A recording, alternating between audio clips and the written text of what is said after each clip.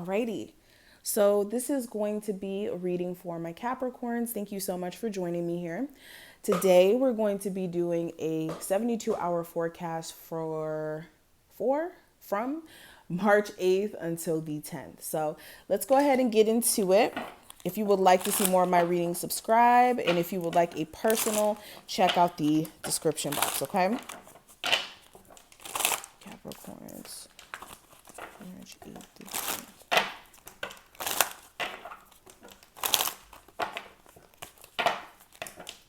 March 8th through the 10th. So we have the King of Cups representing the overall energy. Your current energy is the Page of Swords. The challenge is the Emperor. Advice from your spirit guides is the Page of Cups.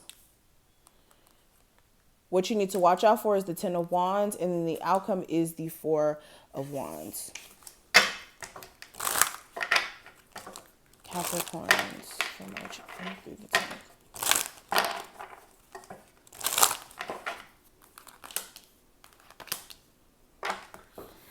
Okay. So perfect. So let's go ahead and talk about this energy. Before we actually get into the cards, I want to go ahead and roll the dice to see what angel numbers may be impacting you during this time frame. Understand that numbers do hold vibrations. It's something that we could use to help us on our journey. So let's see what messages we have. So let's go ahead and get these dice. We'll use this one and we'll use this one. Okay, so what is the angel numbers that may be surrounding my Capricorns during this time frame? Okay, ooh, okay, so I like that 8 energy. So we did get a dice that landed on 8, and you guys already know the 8 is one of the most powerful numbers in all the list of numbers. I almost said the alphabet of numbers. Would that even be correct? Anyways, so the 8 looks like the infinity sign, and 8 is like the energy of infinite abundance for one. This is the energy of soulmates. This is the energy of attracting things to you. Okay, let me read this to you guys. This says lots of money, honey. All right. Financial abundance is on its way to you. Right now, you are aligned with the money you desire. So understand, okay? You guys have an abundant vibration around you. You need to tap into this energy. Not saying you're just going to get rich overnight, but understand with this energy, you can tap into it. And this is how you're going to be able to bring money forth. Okay. I know that's right. We also have the 2. And I love the 2. And this says, stop worrying. Everything is working out just as it's supposed to. Trust that you're on the right path. So if you were confused, conflicted, feeling as if maybe you were blocked, hopefully that did help you in some sort of way to kind of ease that anxiety, right? Okay. So let's go ahead and continue with the reading. So first thing I want to discuss is the King of Cups, representing the overall energy. So with the King of Cups, during this time frame, it may be more emotional in a sense where there's someone that you're feeling connected to, where there may be this problem where, yes, you feel that there's love there between you two, but this person may not be expressing themselves in a way where you feel like you quite get them or understand where they're at emotionally. Also with the King of Cups as well, you guys could also be taking on this energy where you're feeling some sort of way. You may not even necessarily be in a relationship. Some of you actually recently just got out of one. You could be feeling some sort of way, but not trying to outwardly show that or make it obvious in a sense. You could also be in some sort of way impacted by a Cancer, Pisces, or Scorpio. Now, when it comes to your current energy, we do have the Page of Swords. So this is you having certain ideas, certain ideas, certain intuitive nudges coming through your spirit guides, literally bringing random messages to you like, oh, this would be a smart idea as far as business is concerned. That would be a smart idea too. Like you may be getting just so many random business ideas. Very Capricorn like.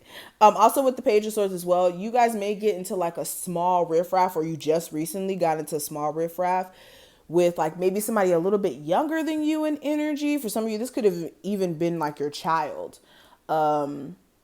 Or like just somebody who acts younger than you, like they're immature in a sense. But this is like a petty argument where some words were slinged around that both parties may have not necessarily meant. And this could be kind of lingering as well. And also this could be somebody keeping tabs on you. Like if you just recently broke up with someone, they still may be very much checking your stories on Instagram, your social media if they can. Also, if you don't have social media, just trying to get information on you as possible. As much as possible, whether that's like through mutual friends or driving by your house to see if your car is parked in the driveway or if there's another car parked there.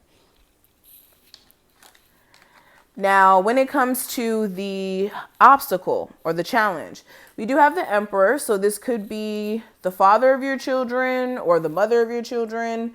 Also with the Emperor, this could be an Aries, a Taurus. This could be somebody who has like a very dominating personality. This person could be like your boss as well. Your boss could be getting on your nerves.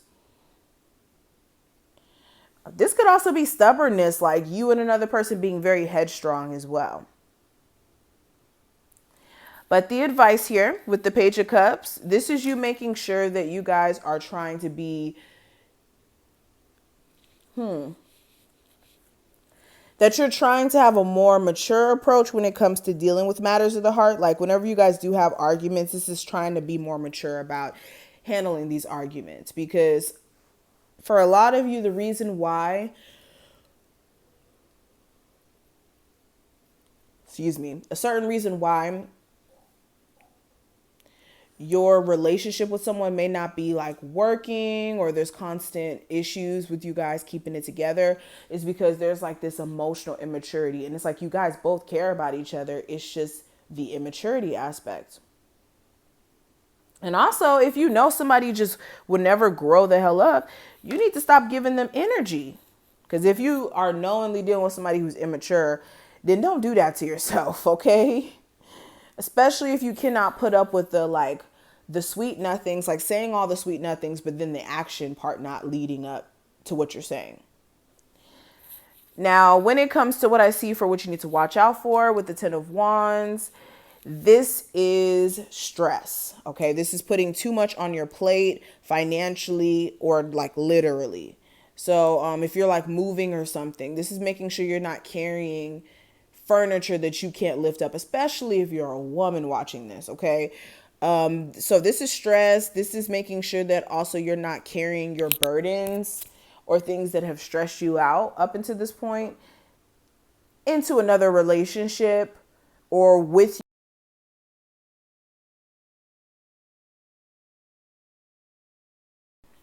Now, continuing on,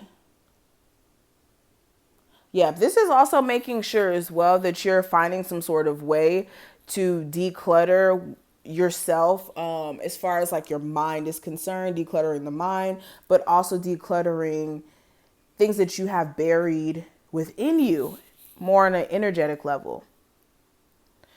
So, okay, and then we also have the Four of Wands here. So when it comes to the outcome with the Four of Wands, this is you needing to, for one, take care of like family affairs. This may be more of the focus. Also, this is like you possibly attending some sort of wedding or something like that. This could be like a wedding for a family member or celebrating like a new birth. There also may be like some sort of small get together where you guys like eat great food and stuff. Some of you may be actually going on like vacation, but Four of Wands, this is like celebration energy, the energy of you having fun. So it may be more of a mission for you guys to have fun this weekend. This is also about twin flame connection. So there may be something coming up with that. Now, the last two cards we have here, we have communicate clearly and remain positive here. So with the remain positive card, this is pretty clear. There's an emphasis on you needing to literally remain positive. Some of you have moments where your anxiety is through the roof and it creates bigger problems, or it makes you think small problems may be bigger than what they actually are.